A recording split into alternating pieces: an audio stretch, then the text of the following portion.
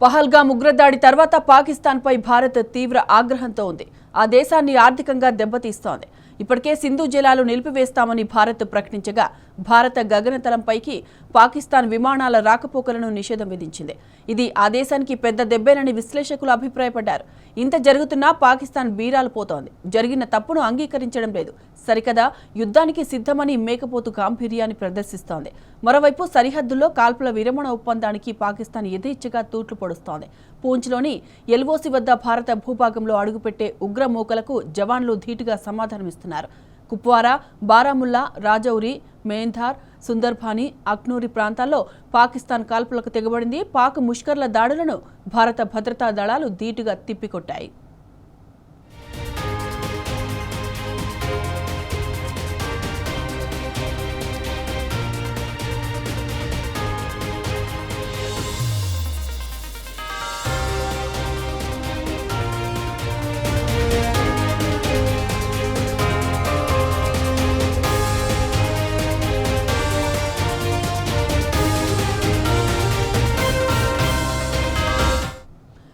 దేశంలో ఉన్న పాకిస్తానీలను అర్ధాంతరంగా వెళ్లగొట్టడం, దిగుమతులను రద్దు చేయడంతో పాకిస్తాన్ ఉక్కిరిబిక్కిరవుతోంది.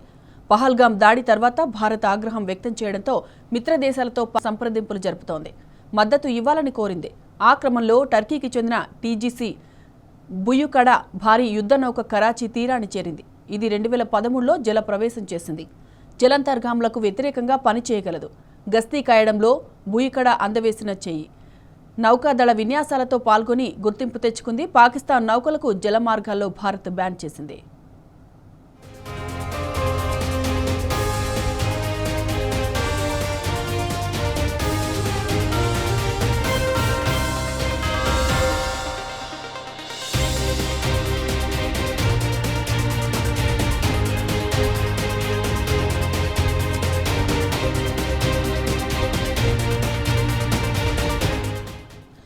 పహల్గామ్ ఉగ్రదాడిని భారత్ సీరియస్ గా తీసుకుంది. దాడులను ఏమాత్రం సహించబోమని తేల్చి చెప్పింది.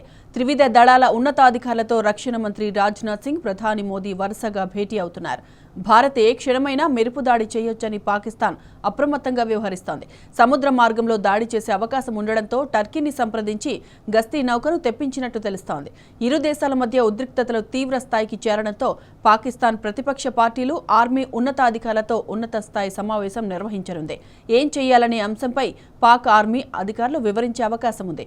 ఆ సమావేశానికి హాజరు కాబోమని ఇమ్రాన్ ఖాన్ పార్టీ పీటీఐ స్పష్టం చేసింది.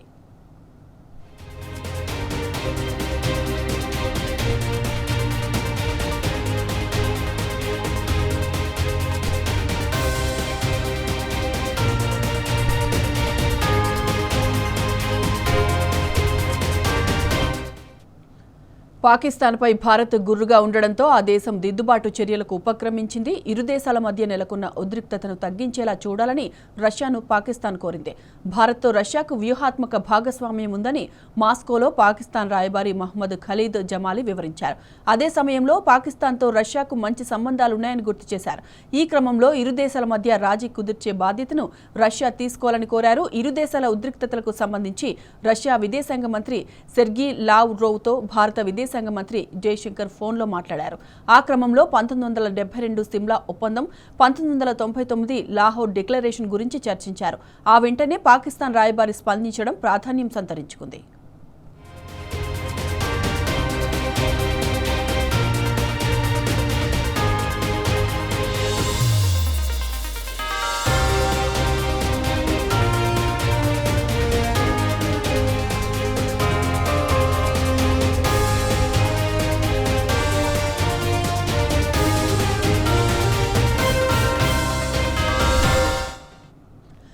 పహల్గామ్ ఉగ్రదాడి తర్వాత పాకిస్తాన్పై భారత్ పరోక్ష యుద్ధం ప్రకటించింది. దాంతో ఏం జరిగిందో ఐక్యరాజ్యసమితి భద్రతా మండలికి పాకిస్తాన్ వివరణ ఇవ్వనుంది.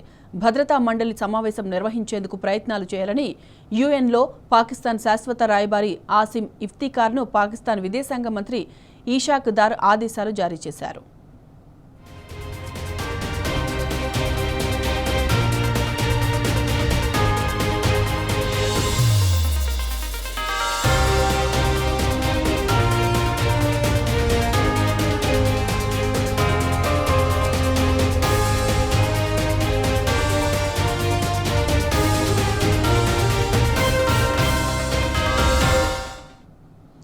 కుల్గాం జిల్లాలో ఉగ్రవాదులకు ఇంతియాజ్ అహ్మద్ మాగ్రే సాయం చేసినట్లు పోలీసులకు సమాచారం వచ్చింది.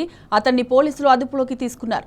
కుల్గాం టాంగ్ మార్గ్లో ఉన్న అడవిలో నక్కిన ఉగ్రవాదులకు ఆశ్రయం ఇచ్చారని అంగీకరించాడు. ఆహారం అందజేశారని వివరించారు. ఉగ్రవాదులను బయటకు తీసుకొచ్చేందుకు సాయం చేస్తానని భద్రతా బలగాలను నమ్మించాడు. ఆదివారం పోలీసులు, ఆర్మీ బలగాలు అతని వెంట వెళ్లాయి. ఆ క్రమంలో ఇంతియాజ్ వేషా నది సమీపంలోకి రాగానే అందులో దూకి తప్పించుకునే ప్రయత్నం చేశాడు. ఆ సమయంలో నదిలో నీటి ప్రవాహం ఎక్కువగా ఉండడంతో కొట్టుకుపోయి మునిగిపోయాడు.